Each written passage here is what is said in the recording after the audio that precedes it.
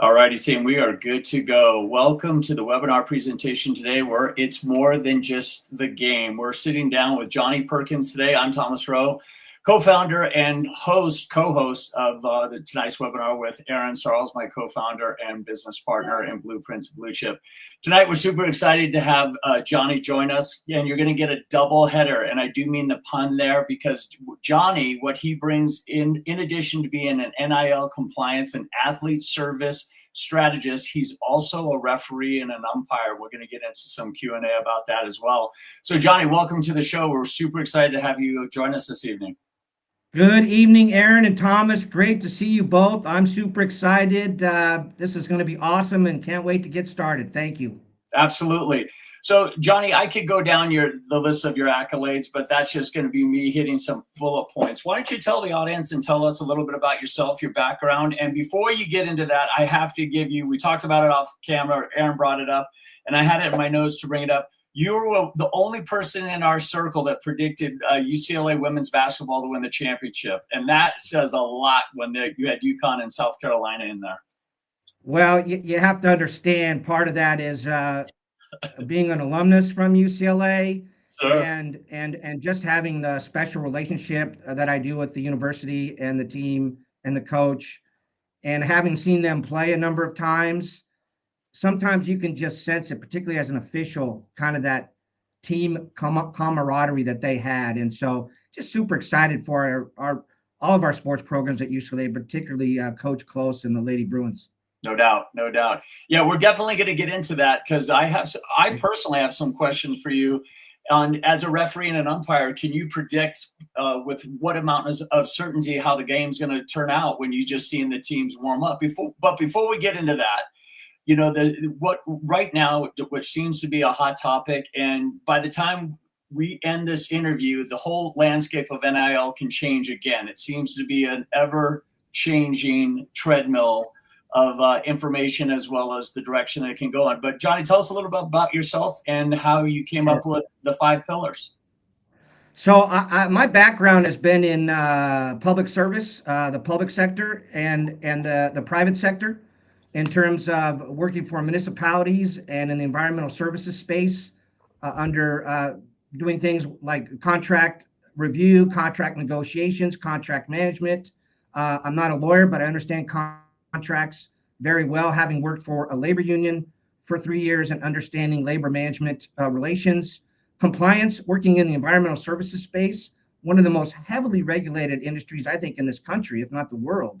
So understanding the various nuances about regulatory compliance, relationship management, financial planning. I have an expertise in return on investment and financial acumen. And then also just understanding people's skills, people development, which really translated into my affinity for sports. I'm a 3-sport official, basketball, baseball, and football.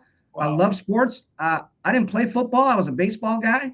But football is my primary sport. But I decided about a year ago, I thought, you know what? I want to move in a different direction in my life and career, and wanted to start looking at player development, student athlete services as it relates to NIL and revenue sharing, and thought, you know what? I'm going to do this. This is the time to do it in my life. I got connected with an organization called Sports Management Worldwide, where I enrolled in their name, image, and likeness NIL course. I made friends with Greg Glenn, who's the instructor, owner, and founder of Pliable Marketing. Received my certification last summer, the class of 2025, summer class of 2025. And lo and behold, I am now the NIL consultant for Pliable Marketing and Greg Glenn. And essentially, I do the things that my experience in the public and private sector brought to me, which is contract review, compliance management, financial planning. And then in this case, a lot of player development and student athlete services. I'm really high on the education for student athletes and their family. Awesome. Awesome. Well, looking at that photo of you, I tell you what, if there was anything with central casting, you fit the part of an umpire. That is for sure. We'd definitely call you blue there. So we're going to get into it, but just to give the audience a little background, today what we're going to do is, and I don't want to steal Johnny's thunder, we're going to get into the 5 pillars. 1 being compliance, 2 is education, 3 contracts, 4 is professional service providers, 5 is mental health and well-being, which I'm super excited about to get your take on that, Johnny. And then we're going to close out with general review and sharing. Just to give you a little heads up, Johnny, the questions are already starting to come in. When we first started off with our webinars, we always felt like we'd want to give about 15, 20 minutes with about 10 minutes of Q&A. But the questions are already starting to come in. So I'm going to let you get into the first pillar. And then, hey, audience, something Johnny told us about, and I think I'm going to out you, Johnny is literally going to do this webinar, and he actually has a baseball game or a softball game that you have to officiate after this. I'm umpiring a baseball game this evening, and I am coming to you with my baseball gray slacks already on and ready to go. As soon as we're finished, I'll be out the door.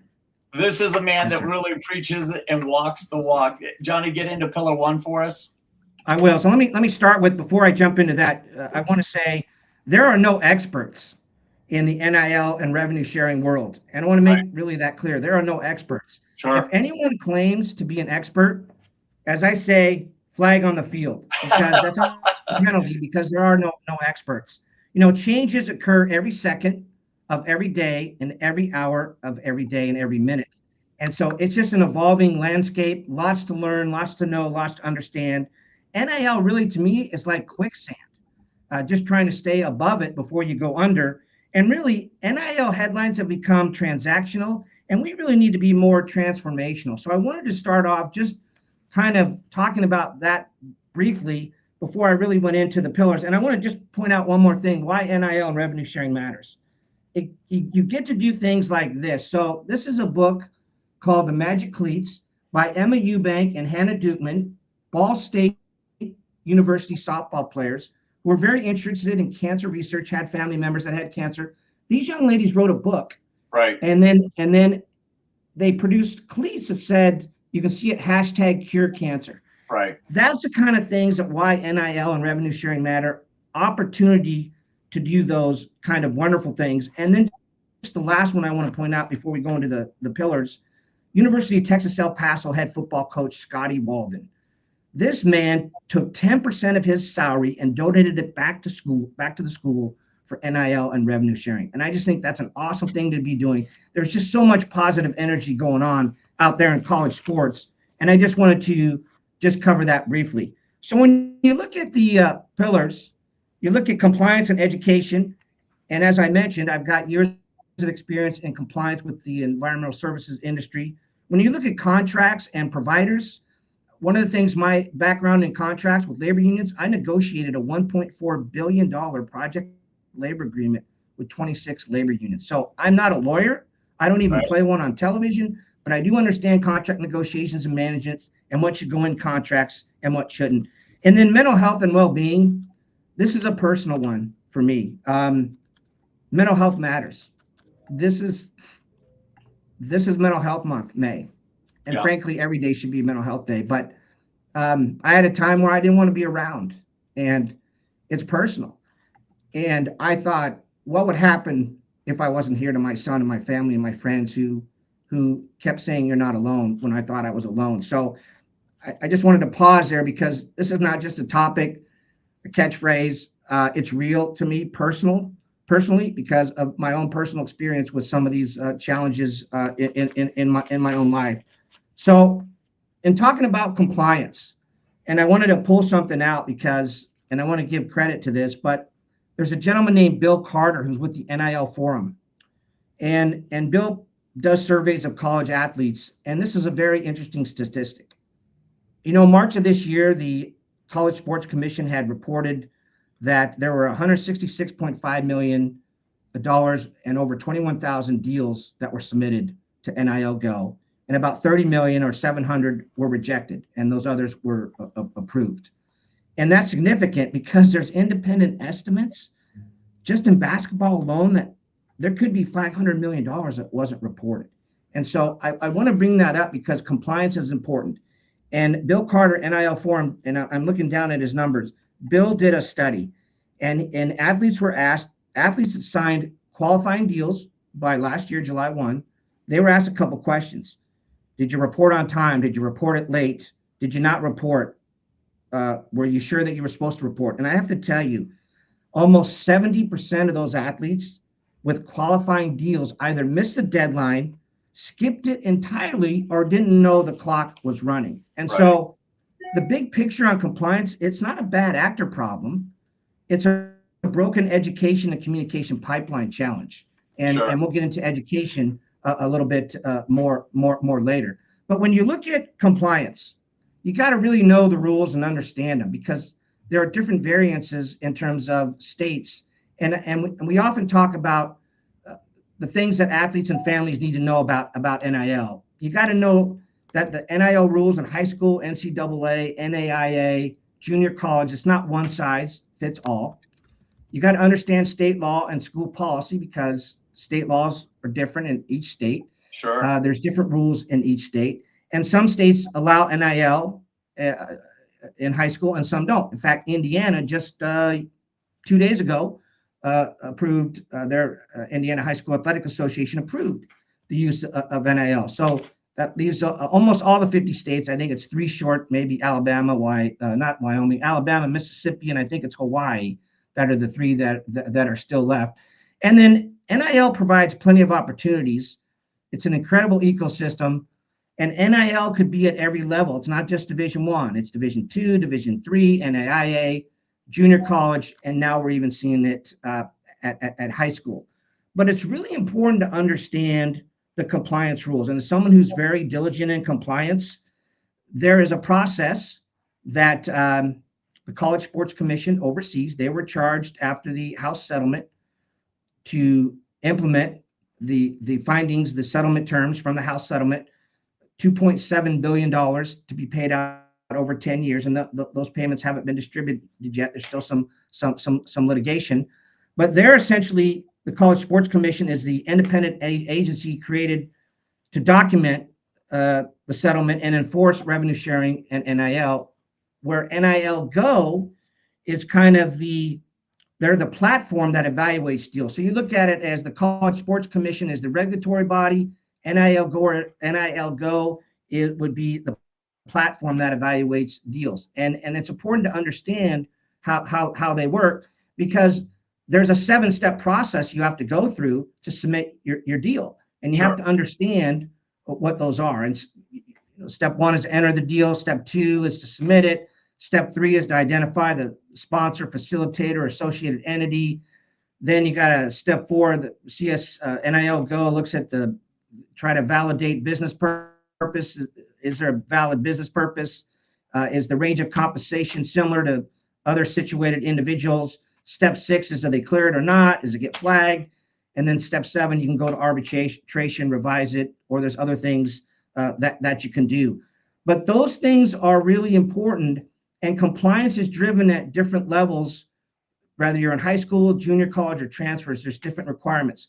But the one I really want to point out is anything above any NIL deal, $600 or more, has to be reported within 5 business days after execution or you've agreed on payment. Now, this is the education part, and I said every second, every minute of every day. Last month, the College Sports Commission issued new rules where you still have to submit $600 or more to them within the 5 days, executed agreement or agreement to payment terms. However, now they're not going to review it.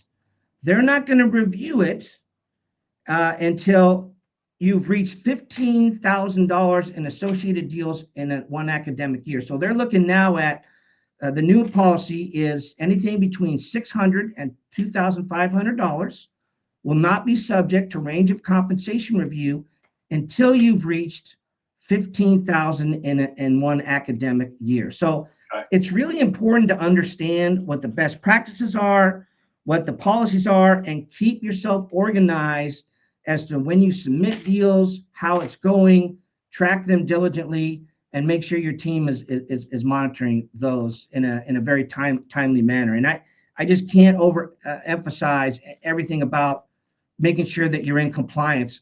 It's very important, because the one thing you don't want to do is any way, shape, or form put your eligibility in any kind of compromising position where there could be any doubt or question of whether you're eligible or not. So that's really the compliance side of it.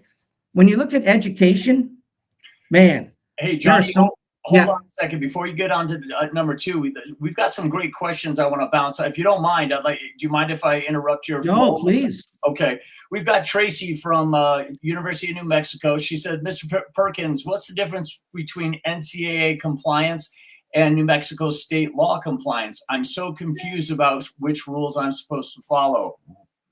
Say that one more time, Thomas.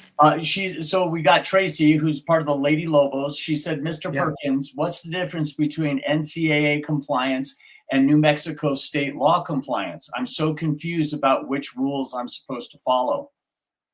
Well, so the NCAA compliance falls under if you're falls under the College Sports Commission Okay. in terms of the oversight and enforcement, and then NIL Go, which evaluates the platform, and then you have state laws, particularly if you're in high school, which determine what type of NIL deals you can make and you can't make. And so there is a little bit of distinguishing differences between the two.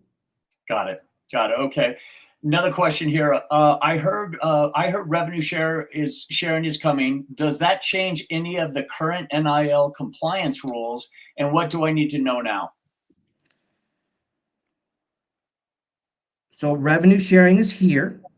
Okay. It was part of the last year's House settlement that the court found that they would distribute money. Universities and have up to can use 20.5 million as part of their revenue share, and then it incrementally goes up by 4%. I think it's going to go up to 21.3 in the next academic year, the 2026 27, and so that was part of it. And then it also allowed individuals to pursue opportunities with name, image, and likeness, but they have to report those deals when they're $600 or more. They have to report those through the NIL Go platform, which the College Sports Commission oversees. Awesome. Awesome. All right. Sorry, Johnny. Let's get into pillar two, which is education. No problem. Education's really important. I always talk about, and my family did too. Listen, read, and hear to understand. And there's so much out there. I probably try to spend about an hour a day reading and looking at different forums on education. I mentioned the NIL forum with Bill Carter. There's Darren Heitner, who does an NIL name image newsletter. Braley Keller, the Daily Blitz. Max Rusikoff does NIL sideline report. Athletes.org does some amazing things on collective bargaining, which is a whole nother topic. You've got the D1 ticker, NIL, newsstand, NIL wire on three. Educating yourself is just so important to understanding what agreements are out there because it changes a lot. There's different variations in different states. And a lot of times we spend a lot of time talking with student athletes just to make sure they understand what the various rules and guidelines are, either in their particular state or holistically with the College Sports Commission and the NCAA. And I want to again, this is another person I think has really captured this. Christy Daw, she has a book called The Athlete's NIL Playbook.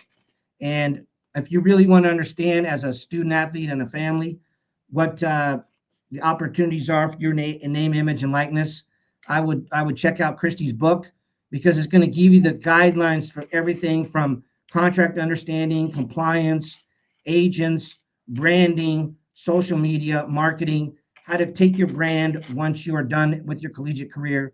It's literally a playbook to guide you through that name, image, and likeness process. But education is so important.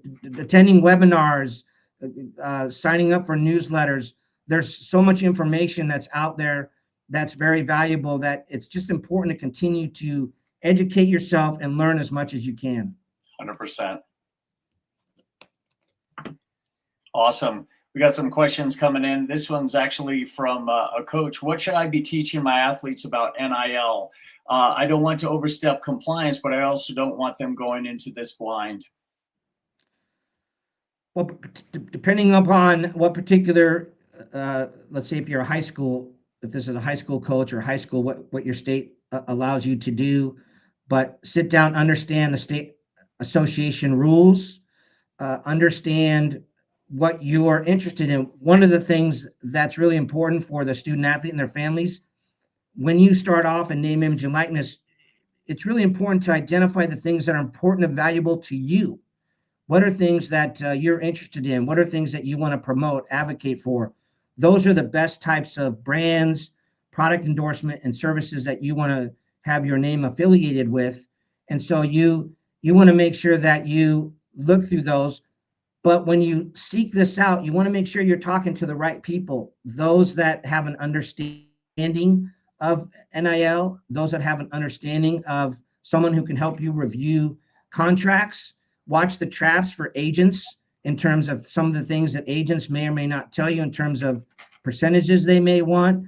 When you're doing contract negotiations, the number one thing, and I know that's another pillar, is trust. You've got to trust the person that you're dealing with. So I think just talking through with their athletes, what are they interested in?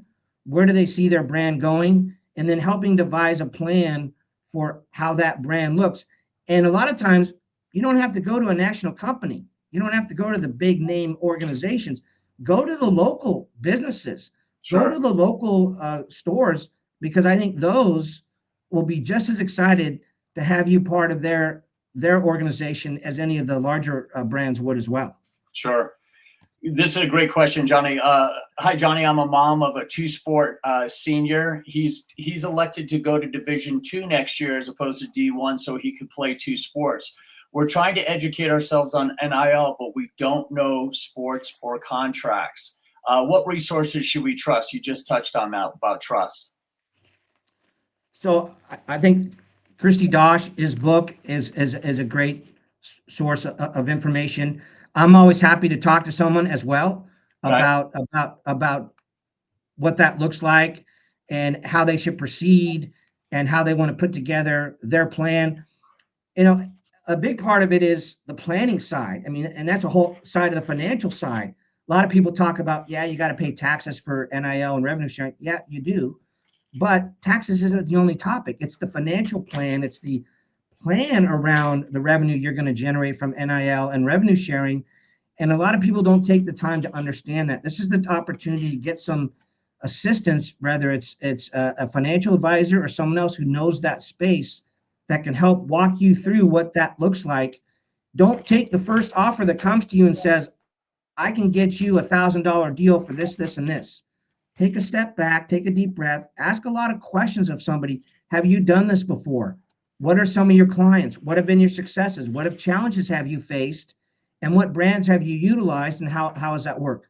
Questions, education. Got it. Awesome.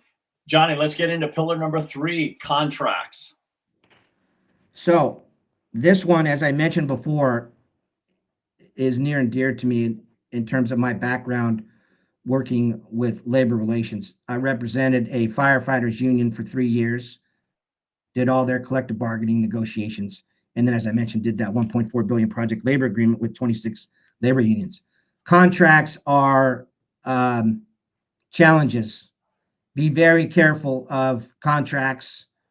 I got a red flag I want to talk about, but really, you want to make sure that everything is in writing. Don't take a verbal. Don't take, as I saw at the back of the napkin, a notepad. You want everything in writing, digitally sent to you with really clear terms, conditions, and expectations. Awesome. And you want to make sure that you're preserving your ownership rights. You want to specify your ownership, particularly if they're going to use your content. You want to know who's going to own that. Anything that reserves a brand's right to use your content in the future is a red flag, or in my world, a yellow flag needs to be thrown, because you don't want to do that. It's, as I mentioned, clear compensation terms. When am I going to get paid? How am I going to get paid? What's that metrics look like? And then there's key words to avoid in contracts. Perpetuity. That's forever. Don't ever do that. Exclusivity. I can't work with anyone else but you. No, there's going to be a time limit. And then irrevocability. I can't make changes. No, you need to be able to terminate. Should either side want to terminate, you got to have that. Some contracts, they try to write them where only they can terminate it. You can't. Right. No, if you're working with a bad actor, you want to get out of the contract and, quite frankly, get what we call a kill fee. Get to make sure you get paid for what you already produced. Things like editing content, they can't have the right to do it without your approval. Some people try to do that. Indemnification and liability, you can't have one-sided contracts. It's got to be a two-way street, which is where that trust goes. And then you got to make sure I'm very big on analytics. So you got to make sure that you're tracking performance and measurements. Sure. And you know what I mean? And then in revenue sharing contracts, again, it's the incremental payments, buyout clauses, big discussion about that, transfer restrictions, if there's any, morality clauses, things like that. But here's the big thing. Bold letters, read the contract. Please, if you do nothing else, read the contract. Have another set of eyes read the contract. And if you don't understand, ask questions. Get a lawyer to help go through it with you. There's a number of great lawyers out there who would be more than happy to review contracts for you. But please be careful, because every clause matters. I used to say, when I negotiated contracts, as I continue to negotiate them even today, every word matters. And that's important as you understand agreements. But please read contracts. I just think it's something that's really important to do. No question. No question.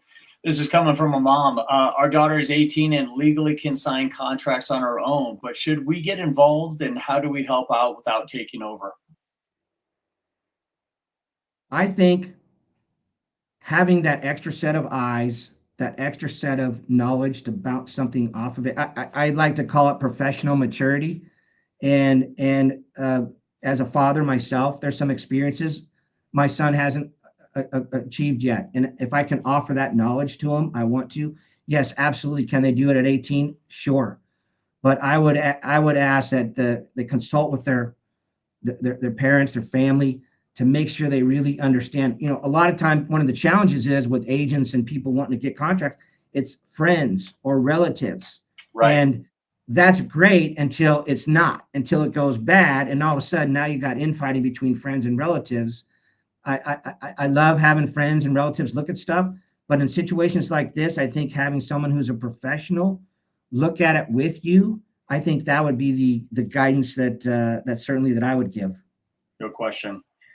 What is the average NIL contract, Johnny? Because somebody says, how long should an NIL contract be? I got offered a deal that's 3 years long, and that seems like forever. Is that normal?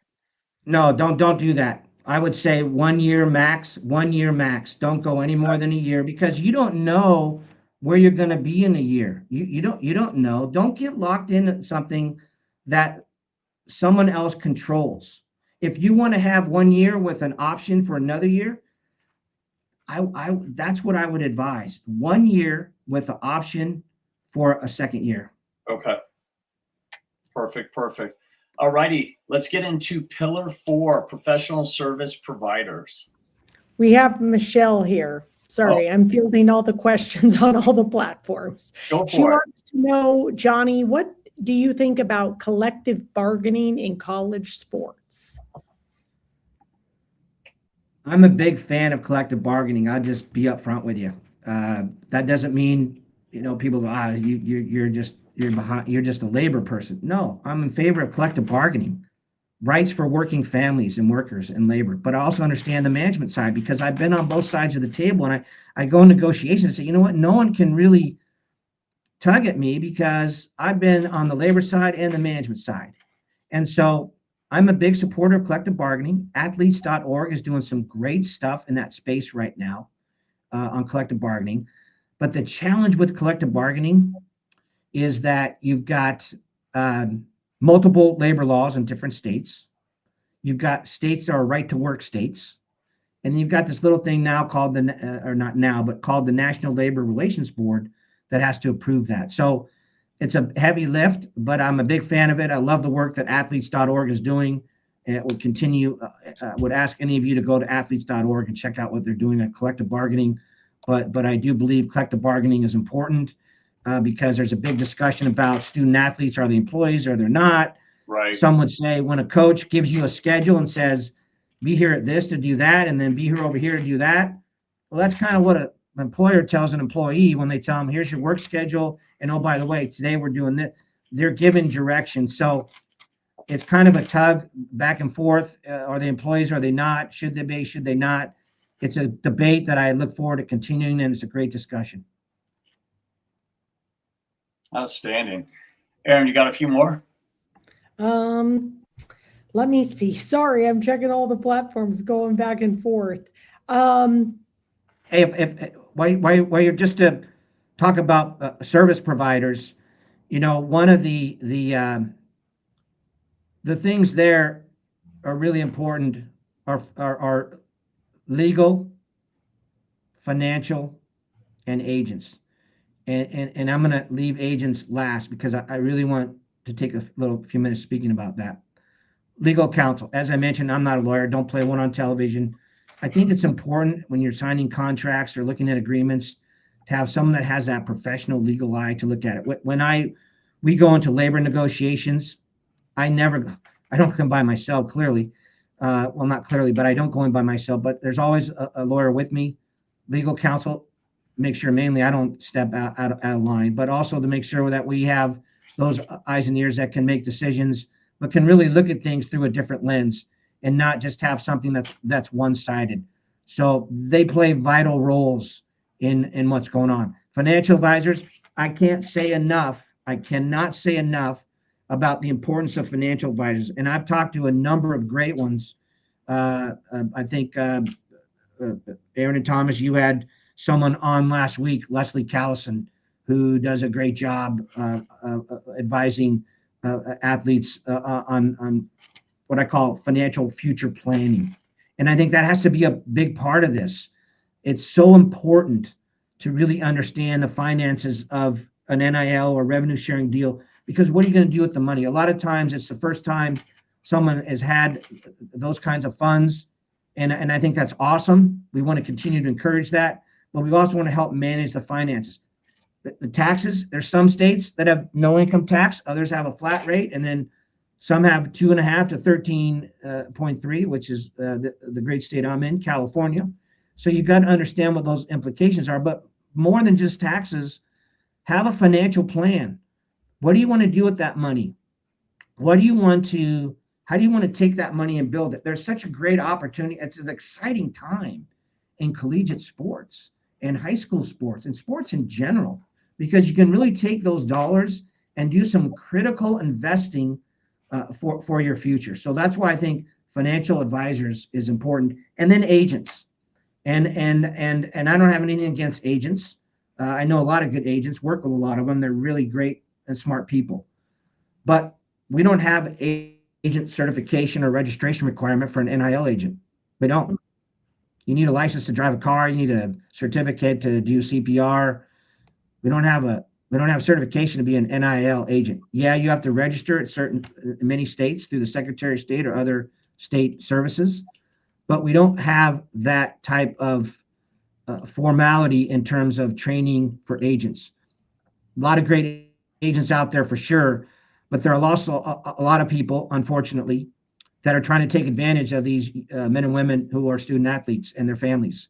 And when I say take advantage, they try to charge 20 or 30% fees for their services. That's ridiculous, ludicrous, and quite frankly, if anyone is above 10%, frankly, in my opinion, if they're above 5%, but some would say maybe 10, I say 5, step away, no way. 3 to 5, because that's what it is with the NFLPA and the MLBPA. The agents don't get 20 or 30%. And so anyone that's coming to you saying, oh, we'll take 20 or 30% of your revenue. No, you won't. You go find someone else. Remember, trust. Trust is a big thing in that relationship, and find someone who's got your interest. Remember, when a contract's being negotiated, you want someone that has your interest at heart, not the deal.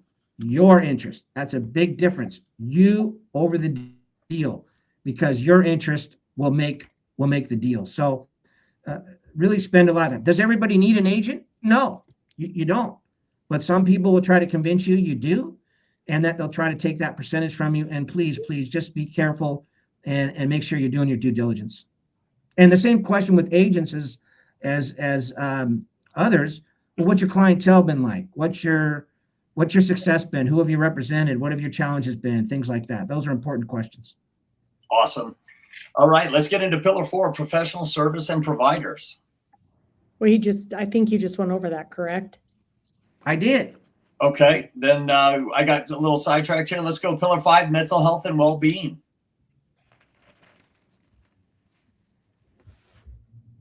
So this is really personal for me. May is Mental Health Month, but frankly, every day should be a mental health day. I used to tell my mother, God bless her, Mother's Day. By the way, Mother's Day is Sunday, everybody. Yes. Happy Mother's Day, Erin and everyone else who's a mom. Happy Mother's Day to my son's mom and God bless my own mother who is no longer with us. But I used to tell my mother every day is Mother's Day. It's the Hallmark holiday. I understand that. I get it. But every day's got to be that. And mental health is no different. And I think we put such strain on people, and mental health's real. And I mentioned it a little bit at the top. I've experienced it. It's tough. And you have to recognize that there's something that you need to correct. It took me a long time, but because I have a pretty good son, a great family, some really incredible friends, I was able to deal with it and pull through. But sometimes you get in a place where you think, I don't want to be here anymore. Not true. The people love you. You're not alone. And so same thing, the pressure on student athletes and their families, the pressure, the strain to produce. We look at the scoreboard and forget when the lights go out and the scoreboard's 0-0 and the game's over and they close the gym door, stadium shuts down, lights are off. There's a person there that goes home. What is their life like? How do we treat them? I've seen it too many times as an official. Coaches and parents yelling at their kids at the highest level of their voice, treating them like nothing more than a commodity. Yeah. That's wrong. The mental health challenge that has on that young person is too much. Mm-hmm. When I coached, I had the blessing to coach. I know it's hard to believe. I coached a little bit, used to yell at officials quite a bit. My son will tell you I got a lot of technicals in basketball, but so I'm a little bit more patient with people than I probably was with the referees myself. But when I coached, what was important to me were 3 things. I wanted you to have fun. I'm going to be laughing. We're going to have fun. Number 2, I'm going to teach you one skill about this sport, whether it's baseball, football, or basketball. Just one. I only want to teach you one. And then lastly, I want you to come back. Even if you don't play forever, I still want you to come back. And that's really one of the goals, is to make sure that you come back. And so I had a lot of parents request me to be their coach because that was what I was about, having fun, teaching a skill, and their child would come back. And most of them, they'd say, yeah, my son's not going to play past 12, but Johnny, we like being on your team. We like your positivity. We like your energy. And, elite athletes are falling off the field. And it's not because they lack talent. It's not because they didn't train, not because they weren't recruited. They're failing because we're solving the wrong problem. We're criticizing their play. We should be talking about what is life after play is over. What does the future look like? Who are they as individuals?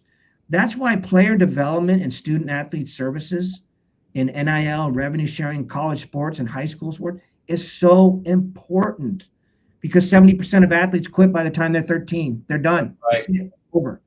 A third of them, D1 athletes, report anxiety, and 80% of people who play sports struggle with their identity after sports. And I just have to say that we've got to correct that. We absolutely have to correct that, and we have to make sure that we're educating. And I do want to point out one thing that I should have mentioned on the education part, is that right now, as part of what's going on in Division One, the coaches are being trained. They are being trained and educated on various elements of mental health, and I think it's really important to point out. So I don't want to leave the impression, well, no one's getting trained. No, they are. It's a requirement now. There's a bylaw, an NC membership bylaw that was effective last year in August that basically said that you have to be trained in mental health, nutrition, financial literacy, transfer requirements, career preparation, diversity, equity, inclusion, NIL, among other things. And so by November 6th of this year, universities have to attest to this education to their coaching staffs. And so that's something real important that to watch as to how that works. But mental health is so critical. I don't take it lightly. I take it very seriously. I see it strain on athletes on the field all the time. And I'll tell you something I started doing. I started meeting with teams after games. After baseball games, I started meeting with teams just to talk a little bit about NIL, talk a little bit about what are their aspirations, talk to them a little bit about, hey, what do you do when you're not playing? Making sure they understand the life-family balance and making sure they know how important it is to complete their degree no matter what area of choice or field they decide to go in. Awesome. Go ahead, Aaron. Brian's our friend. Hi, Brian. We have a question here. Which universities or colleges offer the strongest mental health support for student athletes? Yeah, I don't happen to know that one particularly offhand. I know UCLA does a pretty good job. Not pretty. They do an excellent job about having those kind of conversations. I will tell you this. Even the National Federation of High School Sports talks about mental health. And if you go to their nfhslearn.com, you can find information about what they're doing as they're discussing mental health, because it's serious to them too. And they see it too in the multitude of sports, the National Federation of High School Sports based out of Indianapolis, Indiana, overseas. Yep. You know, Johnny, before we get into the questions, I really want to take a minute to thank you for your leadership and being the spearhead of mental health and mental health awareness. I don't know if that I shared this with you. Aaron knows my backstory. My brothers and I were all exceptional athletes, and I have no problem saying that, but I had an older sister, and she battled schizophrenia and manic depression for 40 years before she passed in 2016. So mental health and mental health awareness is incredibly important in our family, so much so that I actually started a foundation in her name, which is called silencethenoise.org. And we do events every year during May, which is Mental Health Awareness Month, and all proceeds go to NAMI, which is the National Alliance of Mental Illness. So it's an absolutely remarkable foundation. I'm talking about NAMI. I am just a small grain of sand on the big beach of life when it comes to being an advocate for mental health. And I do want to take an opportunity to point out again that my brothers and I were exceptional athletes, but Tanya was an absolute superhero. And what she accomplished on the volleyball court, the track field, as well as the volleyball court was just something to just marvel at. So we've seen too many athletes that get derailed and sidelined because of anxiety, and Johnny is touching on this right now. So I want everyone to know how important mental health is, because anxiety is real, depression is real. And Johnny, one of the things that Aaron and I deal with the most, we have Blueprint to Blue Chip. We started off as a high school mentorship program to help young men and women get to a university that matches their skill set. And when I was playing, when my brothers were playing, there was no transfer portal. There was no NIL. We knew about the $100 handshakes. But I think that the biggest aha moment for me with Blueprint, and I think we've actually discussed this, is how many athletes we have met that have actually made it to the pros, but their career is over by 25. And their identity is wrapped up in their position and their sport. Right. And that's when the identity crisis really sets in.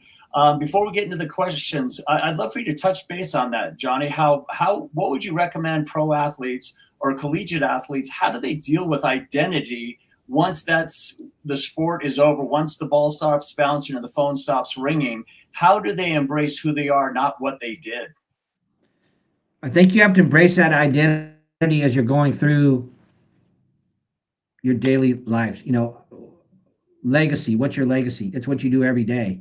And if Right. you wait till you're done with your playing career to establish your legacy, then there's no plan. So to have the plan as you're going through your sports career life, knowing someday that will come to an end and you will transition to the next chapter in your life, having those discussions, again, it's that structural plan that to use the financial side, having that financial plan, having that life plan after you're done, because in the moment, and we all have done this, in the moment, oh, I'm getting all this money, I'm getting all these accolades, I'm getting all this attention, my name's out there, it's awesome. But the cheering stops. It does stop. And there are professional athletes. Donnie Moore, great relief pitcher for the Angels when I was a kid. Of course. Helped the Angels get to big time when Gene Autry was the owner. God bless him. Donnie Moore committed suicide. Ouch. He gave up a home run to Jim Rice that cost the Angels going to the World Series, and he was never the same. And so I think about that often. That what's that preparation afterwards? You lose a game, okay? Guess what? There's another day. There's another game, and if there isn't, then your plan kicks in for what that next day or other plan is. If in fact that's your last game, and I think that's where we have to be and encourage it. That's why I love what you all are doing at Blueprint to Blue Chip. It's recognizing the person, the player development, and then it's the student athlete services. And I love that about what y'all are doing, because we need more of that out there. Yeah. Yeah. Awesome. Well, one thing I'd love to chime in here really quick, just as a mom, a couple things like if you're supporting your student athlete, like do your research, kind of back to Brian's question, just to find the university school that's really going to help support, to create that environment. And then, thank you, Johnny, because it's a passion project for both Thomas and I, because we want to get these athletes and ecosystem around there, their parents and coaches, really focused on the identity well beyond the game. Who are you as a human being? And that's really what's important. Athletics is a tool to teach you that, but I think it's so important to just remind ourselves. My daughter's wrapping up her senior season of softball. She played her last game tonight before I got on this webinar, and she is so much more than that softball player. No doubt. No doubt. Johnny, you got some referee questions. Johnny, as a ref, you've seen thousands of games at the highest level. What's the difference between athletes who handle pressure well and those who crumble? What's the difference? Yeah. I think it's their mindset going into the game. And I can tell when someone strikes out, or they walk someone and it's a critical point, or they drop a pass, or they miss a shot that they normally would make, you can tell immediately how an athlete's going to continue in the game. Do they just, is that it? Or do they go, Coach, give me the ball again. I'll catch it this time. I'll make it this time. I'll hit it the next time. And you can see that. And a lot of that is, I think, the structure around the athlete in terms of who are their influencers, and how are they being taught and mentored on and off the field. Got it. Here's another one. Johnny, as a ref, you see how athletes respond when calls don't go their way. What's that teach you about mental toughness? We have to be more resilient. Mm-hmm. I think that's one thing that and I think we all could be more resilient every day in our own lives. But we just have to get to the point where a call happens. We're all human, and as an official, I'm human, And do I like replay? Yeah, as a fan, I love it. As an official, I hate it. But I do like the ABS system, the balls and strikes. I think it's fascinating. But as officials, there's no perfect game. I had a football mentor, Don Carey, who was an NFL back judge, taught me in San Diego, California. Said, Johnny, there's no perfect game. You call 130, 140 plays in a football game, you're going to miss a play. Yeah. And you know what? Don's right, because as a back judge, sometimes when they're passing the ball, I'm just asking God, can I have a couple plays off just so I can catch my breath? And I may miss a play. I may miss a strike, and I know it because I'll go, wow, that was a strike, and I just called it a ball, or vice versa. Sure. There's no perfect. There's nothing perfect. Early in my career, that bothered me. I'd call pass interference, and then I'd go, oh, man, that wasn't pass interference. I'd be thinking about it 6 plays later. You got to let it go. You got to go, you know what? I'm going to do better next time because these teams deserve better, and I'm a better official. So we're gonna work on that. But you just gotta let it go. Just gotta let it go, because there's no perfect scenario. Absolutely. Team, time flies when you're having fun. We're coming up on an hour. We want to be respectful of your time as well as Johnny's. And I think Aaron might have a question before we get Johnny's information, but I do want to ask this question because I think it's very important. Johnny, you've been in locker rooms and seen behind the scenes stuff most people don't see. What do you wish athletes understood about how they're perceived by people who can help or hurt their NIL opportunities?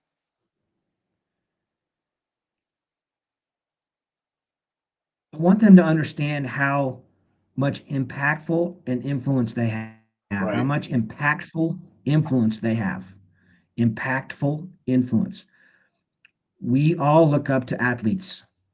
We all have said that person is my hero. My hero is my son, Lauren. Just Awesome. flat out. That's my hero. But I have athletes I love playing. I mean, Kobe Bryant, God bless him. I saw Kobe at Disneyland one time, start hollering at him. I was that guy. Sorry, but I was. And he waved back at me. But anyway, my family's never let me forget that. But they have impactful influence.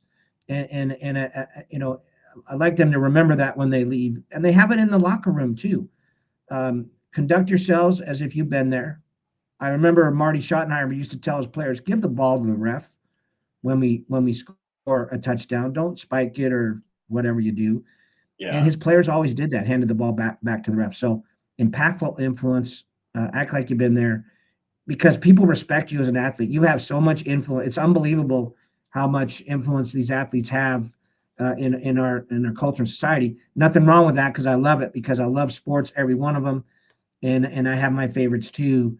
But I'd like to see them really leveraging that for positives, which many of them already do. Awesome. Well, look, it looks like Riley Brotman has a question. What do you see happening in 5 years regarding NIL for high schools? I think with 47 states in the District of Columbia, I believe, now having approved some form of name, image, and likeness in high school, and we're already seeing it now, and we're seeing it particularly with women's flag football, topic I know we didn't talk about, but I'm very much a champion of. And we're seeing high school women's flag football teams and women players being recruited by other high schools, because this is really growing and expanding. And now that a lot of states, almost all of them, are allowing it, I think you're going to see a lot more high school students engaged in name, image, and likeness, branding, social media, promotions, being able to do camps, which are a great way for them to do that, and the rules allow, do coaching sessions, clinics, things like that. Again, a real opportunity that none of us had when we were playing sports, for these young men and women now to leverage their skill, not only teach others coming up so they can continue to teach, but earn some revenue and start to build that financial plan that helps them going forward. We never had that opportunity when we played. They have that today. And I think we're going to see more and more NIL becoming very prominent in high schools throughout this country, and particularly women's flag football, because of the popularity it's going. as it relates to high school sports, with 20 states now sanctioning high school girls women's flag football in their associations. Yeah, that's awesome. We were actually having a discovery call. Aaron and I were earlier today.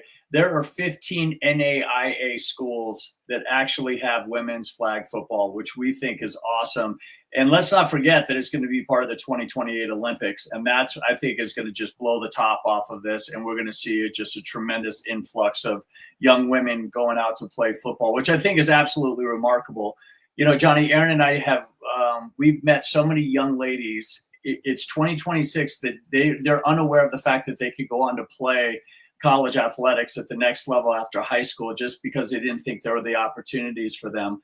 We're at an hour, Johnny. The questions keep coming through. We want to give you an opportunity to get to your game. Obviously, you're in control of that game, being the referee. Aaron, is there anything that you want to jump in and add before we have Johnny get into his contact information? You're on mute.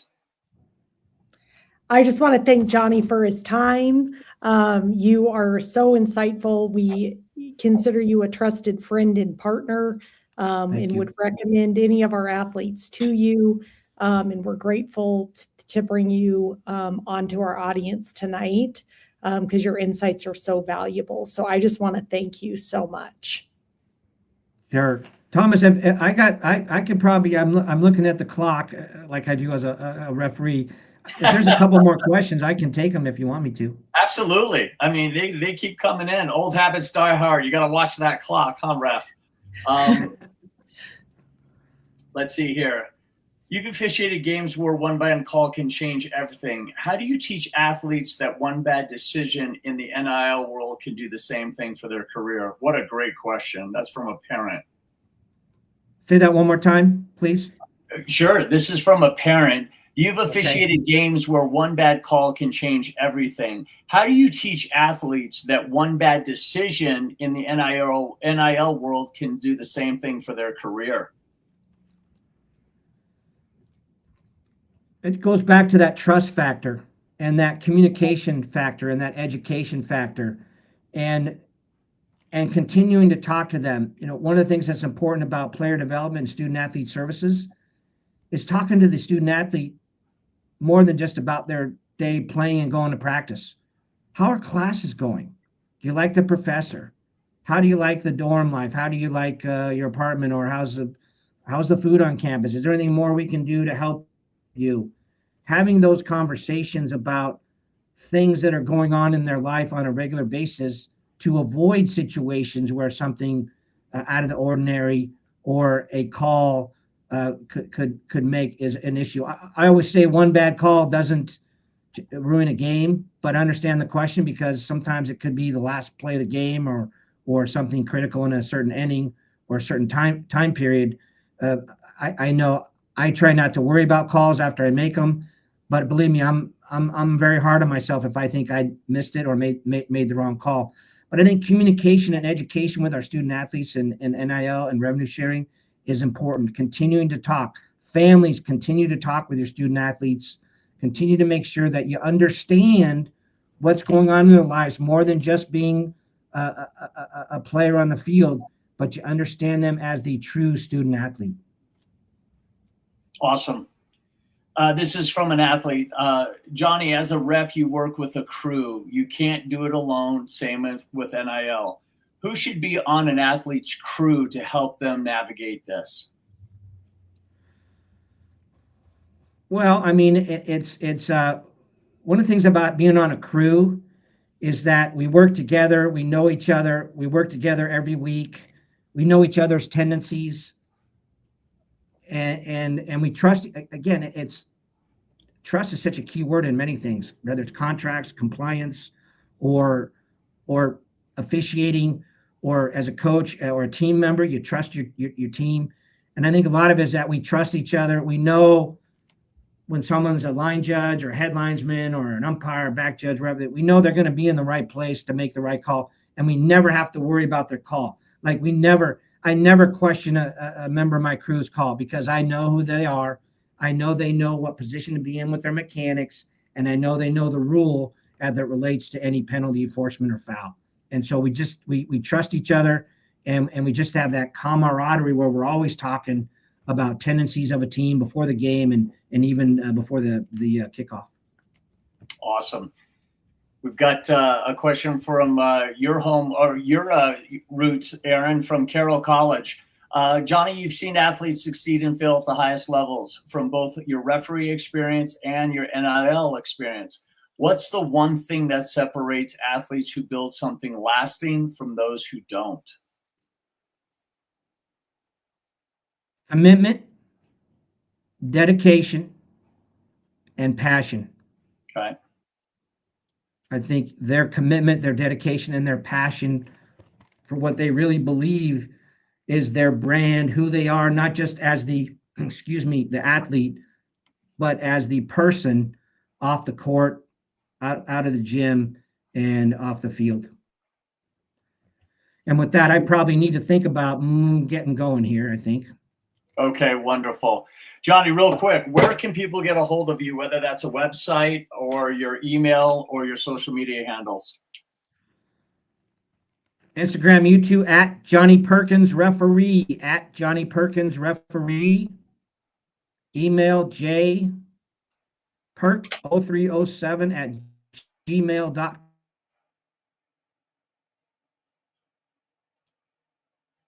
JohnniePerkins.com is my website. JohnniePerkins.com, Johnny with an IE. Oh, that's awesome. We had a little glitch in the matrix there, but we're going to drop those handles in the chat as well as when we rebroadcast this. Johnny, we cannot thank you enough for taking time out of your busy schedule between NIL, referee, and being an umpire and everything else you do. You wear many hats and you wear many capes, that's for sure. Aaron, thank you so much for joining us. Aaron, is there anything you want to add before we close it out? No.